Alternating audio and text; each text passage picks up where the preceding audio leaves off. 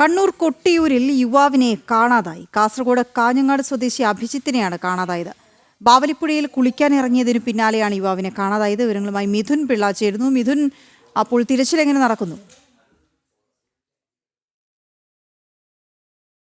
മിഥുൻ, കേൾക്കാൻ കഴിയുന്നുണ്ടെങ്കിൽ വിവരങ്ങൾ ലഭിക്കുന്നത് എന്താണ്? എങ്ങനെയാണ് തിരച്ചിൽ?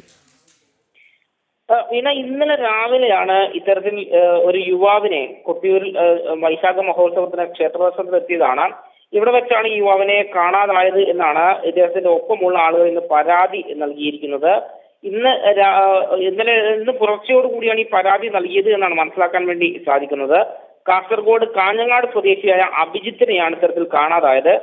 കൊട്ടിയൂരിൽ തീർത്ഥാടനത്തി ബാവലിപ്പുഴയിൽ കുളിക്കാൻ പോയതിനു ശേഷമാണ് ഈ അഭിജിത്തിനെ കാണാതായത് എന്നാണ് ഈ സുഹൃത്തുക്കൾ പോലീസിന് നൽകിയ പരാതിയിൽ പറയുന്നത്.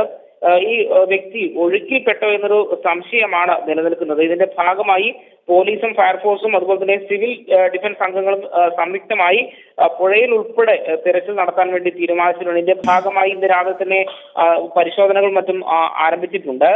ഏതായാലും ഈ എങ്ങനെയാണ് ഈ കാണാതായത് എന്നതിനെ സംബന്ധിച്ചൊരു സംശയം നിലനിൽക്കുന്നുണ്ട്. ഒഴുക്കിൽപ്പെട്ടാണോ ഈ അഭിജിത്ത് മറ്റെവിടെങ്കിലും പോയതാണോ എന്നതിനെ സംബന്ധിച്ച് സംശയം നിലനിൽക്കുന്നുണ്ട്. പോലീസിന്റെ ഭാഗത്തു നിന്നുള്ള അന്വേഷണം ഏതായാലും തുടരുന്നുണ്ട്. വീണ. ഓക്കെ, ശരി മിഥുൻ.